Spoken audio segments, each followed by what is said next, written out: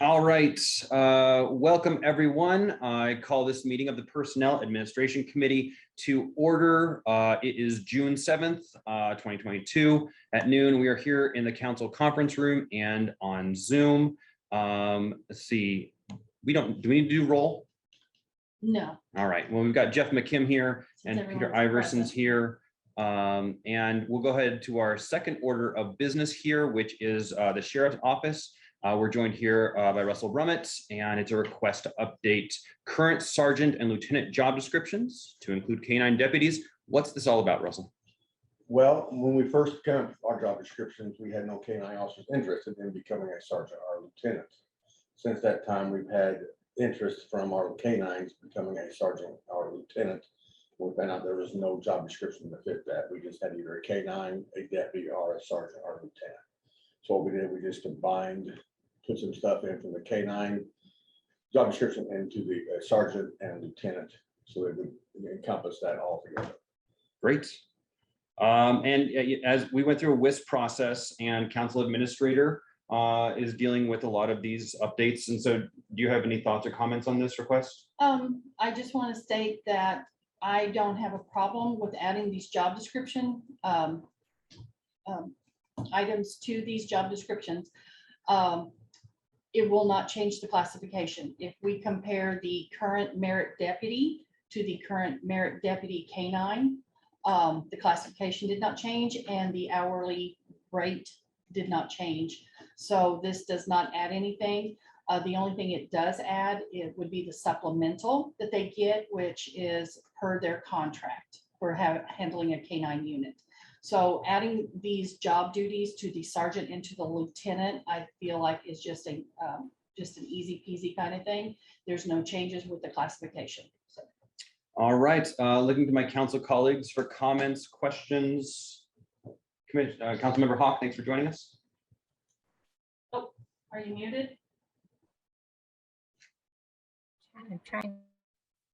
Oh, you had it there for a second. You had it. Lost it. Okay. Can you hear me now? Keep messing with these buttons. All right. I have studied what was turned in, and of course I do support this. It's just a shame that we had to take up everyone's time for what looks like a slam dunk, but I guess if we're going to follow the rules, we just have to have the rules. I have a contractor standing outside my house, so I have to vote and get off here pretty quick. Comments, questions, Councilmember Kim? I support it. I can make a motion whenever you're ready. All right, go ahead.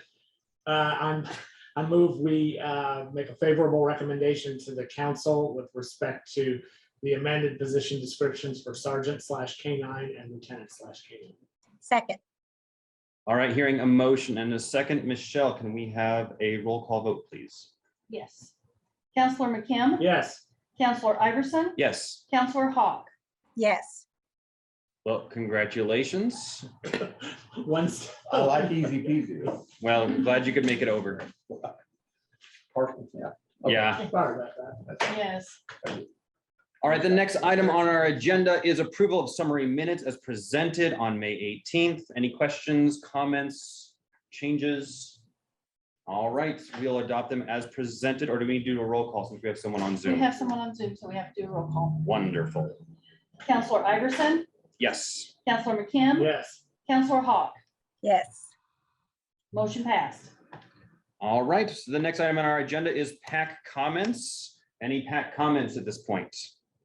I have none. I have a quick one if you don't have one, Jeff. No. Go for it. I'm just wondering what kind of deadline we're going to have in order to receive information that would be forwarded to the council before budget times. Do we have we're supposed to have a cutoff date.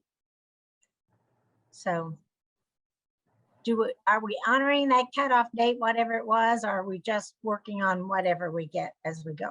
Do you mean a deadline for the department heads? I beg your pardon? Are you talking about a deadline for department heads to request new positions or upgrades? Is that Right, any kind of changes by PAC. Yeah, right, that's what I wondered. And I'm asking it in particular because I know that there was some concern at the airport about some of their classifications. And so I don't know where that stands. I don't want to speak for them without, their consent, but. The only thing that we have that's out and to WIS is the building department and the professional surveyor. Since we are in the moratorium, we have asked departments, unless it's an absolute emergency, that they're to hold off until next year to start looking at those changes with regards to their classifications and that kind of stuff. I understand that was the rule before everything hit. This is a far different climate we're working with now, having to do with our truck drivers and with jail personnel and so forth. So, okay, that was just my question. Thank you.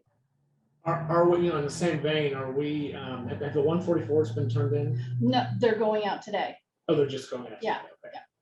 Have we heard of any departments wanting to ask for new, or have you heard from any departments who want new positions? Or does anybody I haven't have heard. their No, liaison? not really. I suppose that I am curious to know if the moratorium is supposed to exist for the entire year of 2022.